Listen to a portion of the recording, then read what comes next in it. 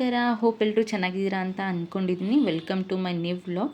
ಇವತ್ತು ಬೆಳಗ್ಗೆನೇ ಎದ್ಬಿಟ್ಟು ಹೊರಗಡೆ ಎಲ್ಲನೂ ಕ್ಲೀನ್ ಮಾಡಿಕೊಂಡು ರಂಗೋಲಿ ಎಲ್ಲನೂ ಹಾಕ್ಬಿಟ್ಟು ಹಾಗೆ ಸ್ನಾನ ಕೂಡ ಮಾಡಿಬಿಟ್ಟು ಪೂಜೆ ಮಾಡಿಬಿಡೋಣ ಅಂತ ಹೇಳಿಬಿಟ್ಟು ಬಂದೆ.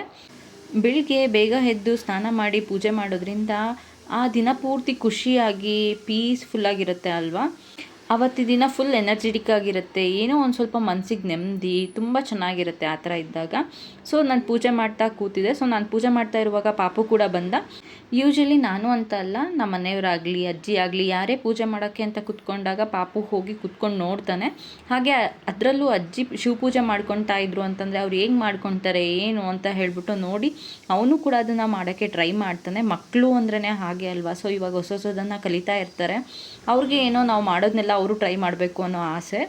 ಸೊ ಇವತ್ತು ಆ್ಯಕ್ಚುಲಿ ಷಷ್ಠಿ ಇದ್ದಿದ್ದರಿಂದ ನಾನು ನಾಗಪ್ಪನ ಪೂಜೆ ಮಾಡ್ತೀನಿ ಷಷ್ಠಿ ದಿನ. ಸೊ ನಾಗಪ್ಪನ ಪೂಜೆ ಕೂಡ ಮಾಡಿ ಬಾಳೆಹಣ್ಣು ಕೂಡ ನೈವೇದ್ಯ ಮಾಡಿ ನಂತರ ನಾನು ಬ್ರೇಕ್ಫಾಸ್ಟ್ ಸ್ಟಾರ್ಟ್ ಮಾಡೋಣ ಅಂತ ಹೇಳಿಬಿಟ್ಟು ಹೋದೆ.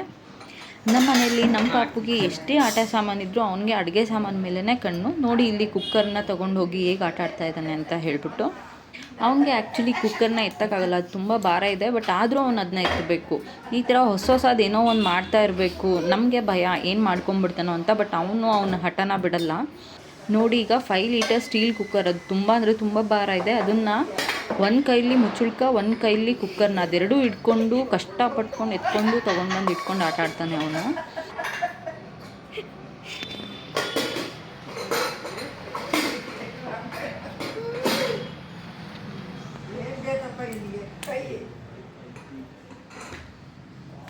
ಏನು ಬಂಗಾರಿ ಅದು?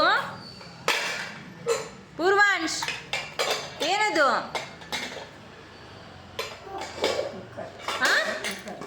ಏನದು? ಕುಕ್ಕರಾ? ಅದನ್ನ ಯಾಕಂದ ತಗೊಂಡು ಬಂದಿದೀಯಾ?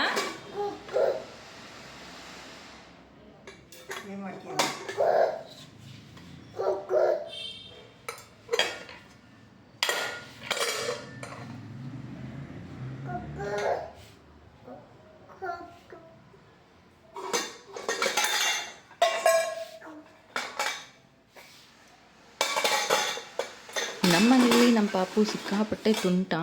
ಅವನು ಆಟ ಆಡಿರೋ ವಸ್ತುಗಳನ್ನು ಇನ್ನೊಂದು ಸರಿ ಮುಟ್ಟಲ್ಲ. ಸೊ ಹಾಗಾಗಿ ಅಡುಗೆ ಮನೆಯಲ್ಲಿರೋ ವಸ್ತುಗಳನ್ನೆಲ್ಲ ಹಾಲಲ್ಲಿ ತೊಗೊಂಬಂದು ಕುತ್ಕೊಂಡು ಆಟ ಆಡ್ತಾ ಇರ್ತಾನೆ. ನಮ್ಮ ಪಾಪುನೇ ಹೀಗೇನಾ ಅಥವಾ ಎಲ್ಲ ಮಕ್ಕಳು ಹೀಗೇನಾ ಅಂತ ಗೊತ್ತಿಲ್ಲ. ಸೊ ನಿಮ್ಮ ಮನೆಯಲ್ಲೂ ಮಕ್ಕಳೆಲ್ಲ ಹೀಗೆ ಮಾಡ್ತಾರಾ ಅಂತ ಕಮೆಂಟ್ ಮಾಡಿ ತಿಳಿಸಿ. ಹಾಗೆ ಇವತ್ತು ಬ್ರೇಕ್ಫಾಸ್ಟ್ಗೆ ದೋಸೆ ಮಾಡ್ಕೊಂಬಿಟ್ಟು ಹಾಗೆ ಟೊಮ್ಯಾಟೊ ಚಟ್ನಿ ಮಾಡ್ಕೊಳ್ಳೋಣ ಅಂತ ಹೇಳ್ಬಿಟ್ಟು ಮಾಡಿಕೊಂಡೆ. ಆ್ಯಕ್ಚುಲಿ ಇದು ಅಕ್ಕಿ ಉದ್ದಿನಬೇಳೆ ಹಾಕಿ ಮಾಡ್ತೀವಲ್ಲ ಆ ಥರ ದೋಸೆ ಅಲ್ಲ, ಅಕ್ಕಿ ಮತ್ತು ಅವಲಕ್ಕಿಯಿಂದ ಮಾಡಿರೋ ದೋಸೆ. ತುಂಬ ಅಂದರೆ ತುಂಬ ಟೇಸ್ಟಿಯಾಗಿರುತ್ತೆ. ಒಂದು ತಿಂದರೆ ಇನ್ನೂ ತಿನ್ನಬೇಕು ಅಂತ ಅನಿಸುತ್ತೆ.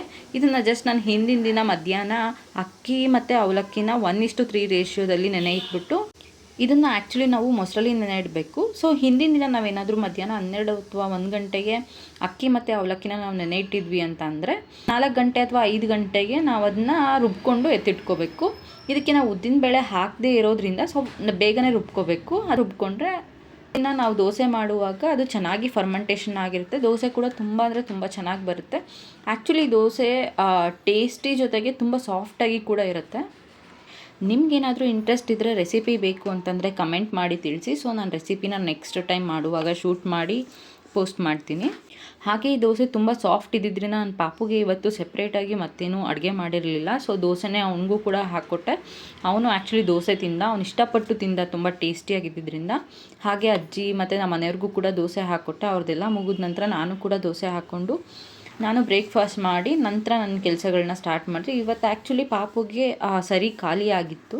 ಹಾಗೆ ನಮಗೆ ನಾವೇನು ರಾಗಿ ಗಂಜಿ ಕುಡಿತೀವಲ್ವ, ಸೊ ಅದ್ರ ಜೀನಿ ಪೌಡರ್ ಅದು ಕೂಡ ಖಾಲಿ ಆಗಿತ್ತು. ಸೊ ನಾನು ಹುರ್ಕೊಂಡು ಪೌಡರ್ ಹಾಕ್ಸ್ಕೊಂಡು ಇಟ್ಕೊಂಬೇಡ ಅಂತ ಹೇಳಿಬಿಟ್ಟು ಬೆಳಗ್ಗೆನೇ ಎದ್ದು ಎಲ್ಲ ಕೆಲಸನೂ ಮಾಡ್ಕೊತಾ ಇದ್ದೆ. ಹಾಗೆ ನಾನು ಇವತ್ತು ದೋಸೆಗೆ ಟೊಮ್ಯಾಟೊ ಚಟ್ನಿ ಮಾಡಿದ್ದೆ. ಯೂಶ್ವಲಿ ನಾನು ದೋಸೆ ಮಾಡಿದಾಗ ಟೊಮ್ಯಾಟೊ ಚಟ್ನಿ ಮಾಡ್ತೀನಿ. ಅದು ತುಂಬ ಅಂದರೆ ತುಂಬ ಚೆನ್ನಾಗಿರುತ್ತೆ. ಈವನ್ ಅಕ್ಕಿ ದೋಸೆನಾದರೂ ಆಗಿರಲಿ ಅಥವಾ ಗೋಧಿ ದೋಸೆ ಆಗಿರಲಿ ಅಥವಾ ನಾವು ಈ ಥರ ಯಾವುದೇ ದೋಸೆ ಮಾಡಿಕೊಂಡ್ರು ಟೊಮ್ಯಾಟೊ ಚಟ್ನಿ ಒಳ್ಳೆ ಕಾಂಬಿನೇಷನ್ನು ದೋಸೆಗೆ. ಸೊ ಅದರಿಂದ ನಾನಿವತ್ತು ದೋಸೆ ಮತ್ತು ಟೊಮ್ಯಾಟೊ ಚಟ್ನಿ ಮಾಡಿಕೊಂಡು ನಾವೆಲ್ಲರೂ ತಿಂದಾಯಿತು. ಬ್ರೇಕ್ಫಾಸ್ಟ್ ಆದ ನಂತರ ಇನ್ನೇನು ನಾನೆಲ್ಲನೂ ಹುರ್ಕೋಬೇಕಾಗಿತ್ತು.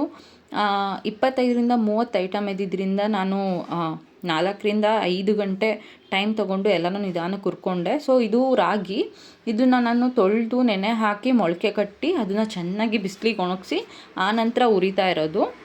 ಹಾಗೆ ಇದಕ್ಕೆ ನಾನು ಸಿರಿಧಾನ್ಯಗಳು ಮತ್ತು ಮಖಾನ, ಗೋಡಂಬಿ, ಬಾದಾಮಿ ಇವನ್ನೆಲ್ಲನೂ ಕೂಡ ಆ್ಯಡ್ ಮಾಡಿದ್ದೀನಿ. ನಾನು ಸ್ವಲ್ಪ ಜಾಸ್ತಿ ಕ್ವಾಂಟಿಟಿಲಿ ಮಾಡ್ಕೊತಾ ಇರೋದ್ರಿಂದ ಉಪ್ಪು ಕೂಡ 2-3 ಇಡಿ ಹಾಕ್ಬಿಟ್ಟೆ ನಾನು ಇದನ್ನು ಮಿಷಿನ್ಗೆ ಹಾಕ್ಸ್ಕೊಂಬರ್ತೀನಿ. ಉಪ್ಪು ಹಾಕೋದ್ರಿಂದ ಏನಾಗುತ್ತೆ, ಅದು ಜಾಸ್ತಿ ದಿನ ಚೆನ್ನಾಗಿ ಇರುತ್ತೆ, ಹುಳ ಆಗಲ್ಲ.